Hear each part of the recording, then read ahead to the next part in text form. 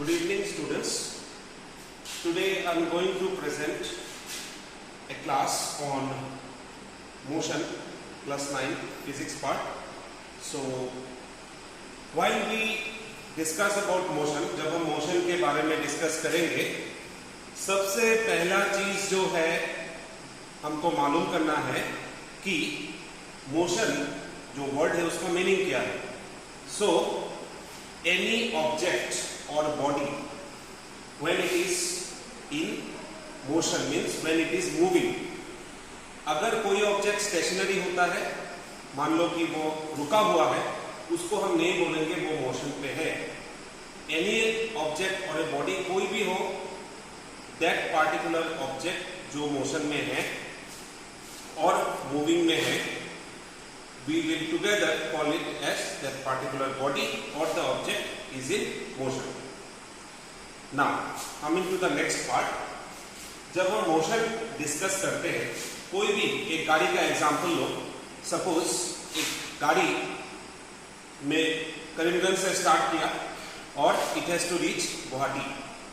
तो गुवाहाटी पहुंचने के लिए it has to cover a certain length.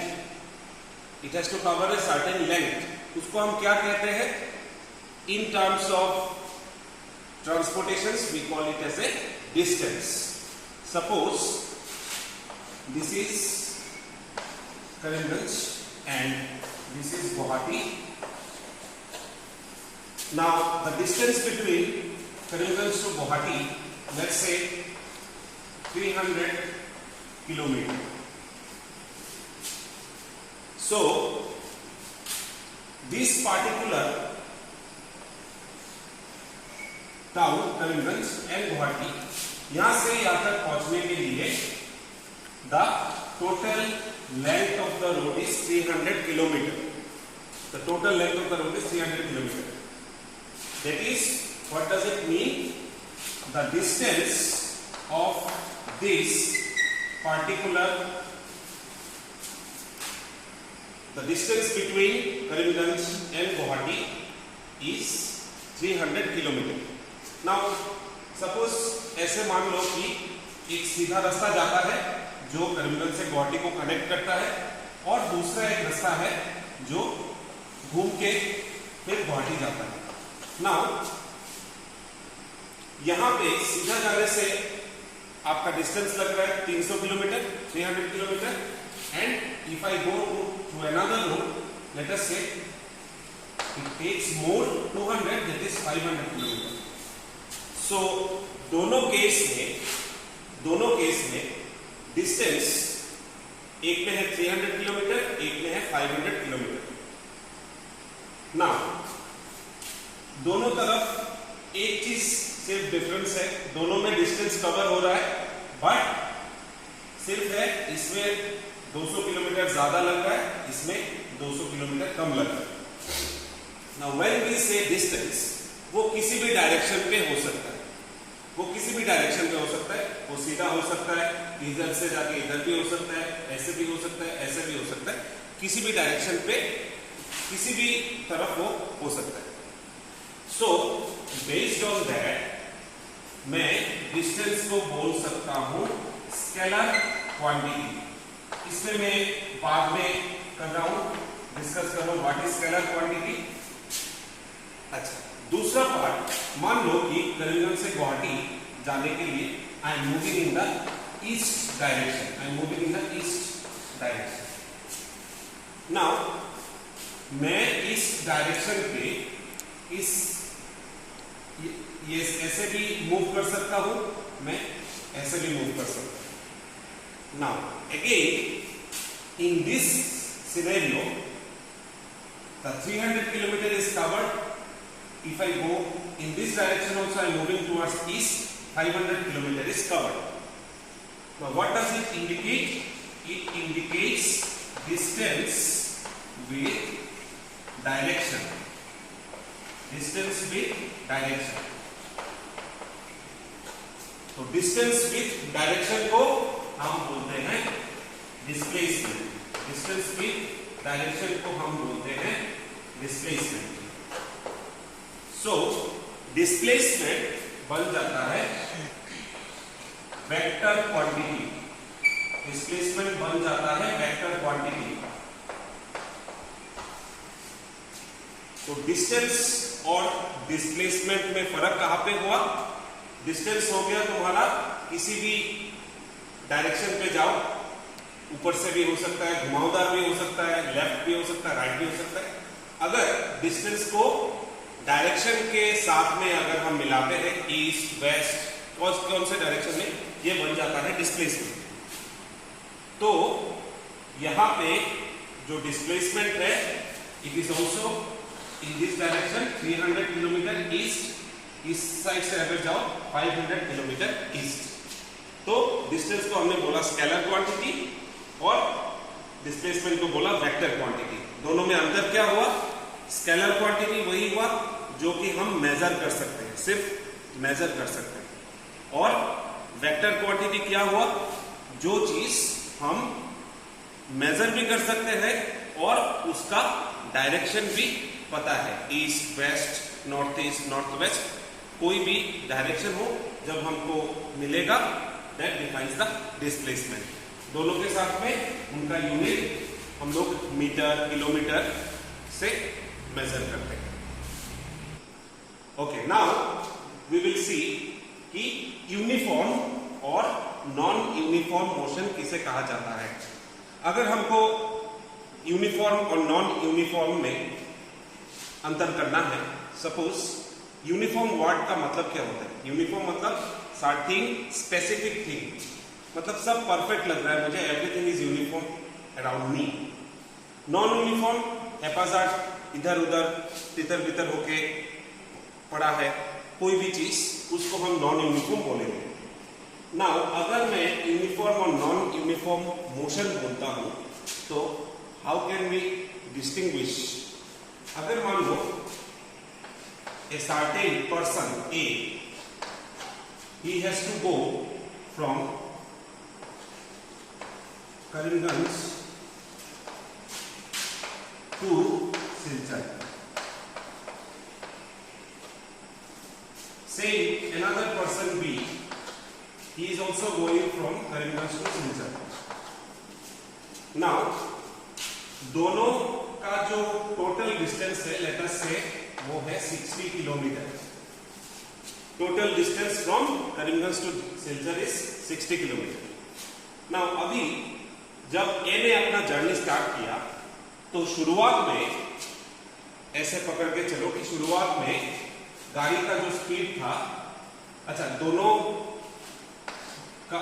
का सफर 2 घंटे में कंप्लीट किया। दोनों ने 2 घंटे में जाके ये दोनों सिलचर पहुंचे।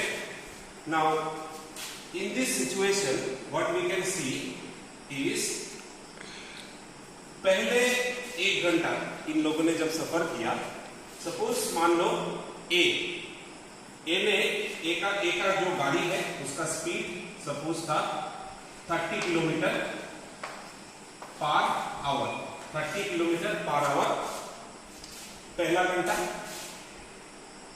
और नेक्स्ट सपोज 8 बजे उसने जर्नी स्टार्ट किया, 8 से 9 बजे के दौरान 30 kilometre per our was the total speed of the car. Again 9 से 10 बजे वो दोनों पहुंचे, तो ए के लिए 9 बजे से 10 बजे भी गाड़ी का स्पीड था 30 किलोमीटर पर आवर ए के लिए। नाउ अभी अगर हम बी में चेक करेंगे, बी के लिए 8 से 9 बजे, दोनों ने 8 बजे जर्नी स्टार्ट किया, 8 से 9 बजे में सपोज मान लो बी का जो स्पीड था, बी का गाड़ी का, वो था 30 किलोमीटर पर आवर। सेकंड 9 से 10 बजे में उसका स्पीड हो गया से 40 किलोमीटर पर आवर। तो दोनों में अंतर कहां पे है? 2 घंटे में ए का स्पीड सेम रहता है, ए के गाड़ी का स्पीड सेम रहता है। बी के सामने पहला घंटा है 30 किलोमीटर पर आवर उसका गाड़ी का स्पीड, और सेकंड आवर में 40 किलोमीटर पर आवर गाड़ी का स्पीड। तो अंतर हो गया यहां पे दोनों के पर आवर, उनका स्पीड वेरी कर रहा है। डिफरेंट हो रहा है। तो पहले केस में for every hour the speed is 30 kilometre per our, और बी के लिए पहला घंटा था 30 kilometre per our, next our is 40 kilometre per our. तो अंतर हो गया स्पीड में, but time is same. So in case of A it will be called as uniform motion. In case of B it will be called as non-uniform motion. मतलब क्या हुआ? Uniform motion अगर हम डिफाइन करेंगे, a particular object moving at a equal speed in equal intervals of time. A particular object moving with equal speed in equal intervals of time, और non uniform motion के लिए अगर हम define करेंगे, a particular object moving with different speed in equal intervals of time. So this is the difference between uniform and non uniform motion. Okay, we will now discuss what is speed. Suppose a car or a bus moving in a particular road.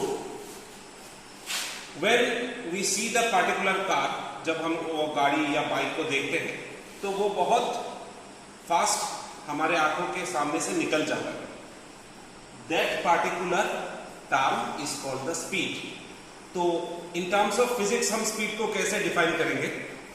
तो अगर speed हमको define करना है तो उसका जो result निकलेगा वो होगा distance divided by time. Distance divided by time will give the speed of a particular car और अ बाइक, एनी ऑब्जेक्ट. स्पीड को अगर हम देखते हैं, पहले भी हम लोगों ने डिस्टेंस और डिस्प्लेसमेंट में देखा था, scalar quantity, vector quantity. Speed किसी भी तरफ हो सकता है, वो घुमावदार भी हो सकता है, वो लेफ्ट राइट किसी भी तरफ वो स्पीड अगर हम देखते हैं वो किसी भी तरफ हो सकता है. तो स्पीड अगर हम देखते हैं what is the particular quantity, it is a scalar और ए वेक्टर क्वांटिटी. तो अगर हम स्पीड के मैथमेटिकल एक्सप्रेशन को देखते हैं, it is distance by time. Distance is a scalar quantity. तो in that scenario speed also become a scalar quantity. अगर हम डेफिनेशन पे जाते हैं, डिस्टेंस पर यूनिट टाइम, उसका मतलब क्या होता है? पर यूनिट टाइम का मतलब पर आवर या सेकंड में करें तो पर सेकंड, मिनट में करते हैं तो पर minute. Distance divided by time अगर हम करते हैं तो हमको स्पीड मिलेगा. सपोज मान लो 30 kilometre is the distance. Time लगा है 2 घंटा. तो 30 डिवाइडेड बाय 2 आवर्स, 2 घंटा लगा है 30 किलोमीटर मुझे कवर करने में. तो 30 kilometre bye 2 hours we will get 15 kilometre per our. तो 15 kilometre per our will be the speed of the particular car जिसने 30 किलोमीटर का डिस्टेंस ट्रेवल किया है. और उसका जो यूनिट होता है वो होता है किलोमीटर पर आवर. अगर हम मीटर में करेंगे, मीटर पर सेकंड. तो स्पीड हो गया. नेक्स्ट, अगर स्पीड के साथ हम डायरेक्शन को जोड़ेंगे, स्पीड विथ डायरेक्शन. अगर होता है स्पीड विथ डायरेक्शन, तब हो गया दूसरा वाला टर्म जो कि है वेलोसिटी. अगर जैसे हम लोगों ने डिस्टेंस विथ डायरेक्शन देखा था, नॉर्थ, ईस्ट, वेस्ट, साउथ, तो डिस्टेंस विथ डायरेक्शन को हमने बोला था डिस्प्लेसमेंट. ठीक उसी तरह स्पीड विथ डायरेक्शन, किसी भी डायरेक्शन में हो, नॉर्थ, ईस्ट, साउथ, वेस्ट, जो भी है, उसको हम बोलेंगे वेलोसिटी. तो वेलोसिटी को अगर हम डिफाइन करेंगे, it is displacement divided by time. displacement divided by time. As displacement is a vector quantity, velocity also becomes a vector quantity. और स्पीड की तरह वेलोसिटी का भी यूनिट हो गया किलोमीटर पर आवर या फिर मीटर पर सेकंड. सो जब हम लोग सिर्फ स्केलर क्वांटिटी पकड़ेंगे तो होगा speed. If it is speed of the car is 30 kilometre per our, मतलब ये होगा कि वो किस डायरेक्शन से जा रहा है वो मुझे पता नहीं. अगर हम बोलते हैं velocity of the car is 30 kilometre per our, मतलब उसको डेफिनेट डायरेक्शन को भी मुझे एक्सप्रेस करना होगा, वो किस डायरेक्शन से जा रहा है. Okay, let us see now what is average velocity. Now average velocity का जरूरत मुझे कब पड़ेगा? सपोज एक गाड़ी 2 घंटे में उसने अपना सफर खत्म किया है.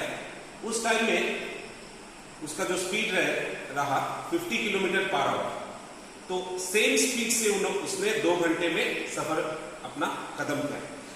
अगर मान लो 2 घंटे में दूसरा गाड़ी ने सफर खत्म किया है, उसका स्पीड पहले घंटे में सपोज था 30 किलोमीटर, फिर 15 मिनट बाद उसका हो गया 20, फिर हो गया 50, ऐसे करके उसने स्पीड वेरी हुआ 2 घंटे के अंदर और अपना जर्नी 2 घंटे में खत्म की. तब हम लोग एवरेज वेलोसिटी का टर्म यूज करेंगे. वो कैसे निकाला जाएगा? वो निकाला जाएगा इनिशियल वेलोसिटी. इनिशियल वेलोसिटी मतलब गाड़ी स्टार्ट होने के टाइम पे उसका वेलोसिटी कितना था, प्लस गाड़ी रुकने के पहले उसका वेलोसिटी कितना था, final velocity, divided bye 2.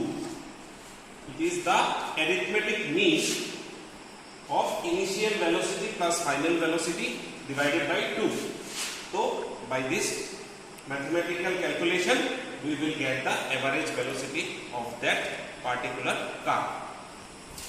Now अभी जो हमने बोला एवरेज वेलोसिटी वेरी हो रहा है, तो वेलोसिटी वेरी कैसे होता है? Now how the velocity is varying in different intervals of time. उस particular term जो वेलोसिटी जिसके लिए टाइम टू टाइम वेरी करता है, उस टर्म को हम बोलते हैं एक्सीलरेशन. उस टर्म को हम बोलते हैं एक्सीलरेशन. मतलब the rate of change of velocity per unit time. Rate of change of velocity. For example, अगर बाइक में जो एक्सीलरेटर होता है उसको धीरे से घुमाओ, वो धीरे धीरे जाता है. थोड़ा और घुमाओ, उसका स्पीड बढ़ जाता है. और थोड़ा घुमाना है, उसका स्पीड और भी बढ़ता जाता है. सपोज पहले 20 में था, फिर 30 हुआ, फिर 60, फिर 70. तो ये जो चेंजेस होता है, ये होता है because of acceleration. That is acceleration जितना बढ़ेगा वेलोसिटी भी उतना बढ़ेगा. एक्सेलरेशन जितना कम होगा वेलोसिटी भी उतना कम होगा. तो how we can find out the acceleration of a particular object? तो acceleration a को स्मॉल a से डिनोट किया जाता है equal to final velocity that is v minus initial velocity u divided by time. अगर हम final velocity minus initial velocity divided by time करते हैं तो I will get the acceleration of that particular object. और उसका जो unit है it is written as metre per second square या फिर kilometre per hour square. So this it is due to the acceleration. velocity time to time vary करता है, कभी increase होता है, कभी डिक्रीज होता है. Now let us look at here distance time graph. Now what is distance time graph? मतलब here in this particular graph, in both the situations, one graph is with uniform speed, another is having non-uniform speed. Uniform speed क्या था? मतलब per hour में उस गाड़ी का या किसी भी ऑब्जेक्ट का जो स्पीड है वो समान रह रहा है, और नॉन यूनिफॉर्म में पहले कम था, धीरे धीरे बढ़ता जा रहा है in different intervals of time. तो अगर हम इस पार्टिकुलर ग्राफ में देखते हैं तो एक्स एक्सिस का जो है वो टाइम है, time is in the X axis, distance is in the particular Y axis. Now इसको डिस्टेंस टाइम ग्राफ क्यों कह रहे हैं हम लोग, क्योंकि हमने जो पहले देखा था स्पीड और वेलोसिटी, तब हमने क्या देखा था, speed equal to distance divided by time. तो इस ग्राफ में हम लोगों को क्या नजर आ रहा है, इस ग्राफ में जो नजर आ रहा है कि टाइम के साथ डिस्टेंस भी बढ़ रहा है, बट ग्राफ का जो पार्ट हमको दिखाई दे रहा है ये part straight, this is a straight line. So from this graph we can understand कि गाड़ी का जो स्पीड है, गाड़ी का स्पीड समान रह रहा है, डिस्टेंस जितना भी है वो 100 भी हो सकता है, 500 भी हो सकता है, टाइम के साथ उसका स्पीड जो है समान है। ये हो गया distance time graph for uniform speed. Now इस ग्राफ पे अगर हम देखते हैं, इस ग्राफ में दो, यहाँ पे भी y एक्सिस पे डिस्टेंस है, x एक्सिस पे टाइम है, बट यहाँ पे ओरिजिन से जो स्टार्ट हुआ है वो ऐसे जा रहा है। ये हमको क्या डिनोट करता है, ये डिनोट कर रहा है कि पहला जो पार्ट है जीरो से स्टार्ट हुआ, मतलब कोई भी ऑब्जेक्ट जब स्टार्ट होता है वो रेस्ट में रहता है, धीरे धीरे उसका टाइम जितना बीतता जा रहा है, डिस्टेंस तो इंक्रीज हो रहा है। पहले सपोज 10 किलोमीटर था, फिर 20-30 करते से 100 किलोमीटर तक पहुंचा है। तो विथ टाइम यहां पे पहले से ही कांस्टेंट स्पीड इज मेंटेन्ड, से 50 kilometre per our is maintained और एनी स्पीड। यहां पे जब स्टार्ट करने के बाद कभी 30 हो रहा है, उसके बाद 40 हो रहा है, उसके बाद 60 हो रहा है, 80 हो रहा है, ऐसे करके वो ऊपर की तरफ ये ग्राफ, मतलब डिस्टेंस बढ़ रहा है टाइम के साथ and speed is also increasing. So दोनों का अंतर कहां पे है, यूनिफॉर्म स्पीड में we have a constant speed, but in non uniform speed the speed is changing with time. So there lies the distance time graph, और जो formula है speed equal to distance divided by time, उससे हम निकाल पाएंगे कि एक distance में, सपोज यहां तक से 10 किलोमीटर डिस्टेंस कवर होता है, तो यहाँ पे जो उसका जो डिस्टेंस है 10 किलोमीटर बाय टाइम कितना घंटा है, टाइम करने से मुझे उस जगह का स्पीड मुझे पता चल जाएगा। So here I am coming to the end of the first part of the motion chapter. The second part will be uploaded in the coming days. I hope you have understood till the distance time graph. If you have any queries, doubts, you can leave comments in the comment box section. I will reply to you accordingly. Thank you.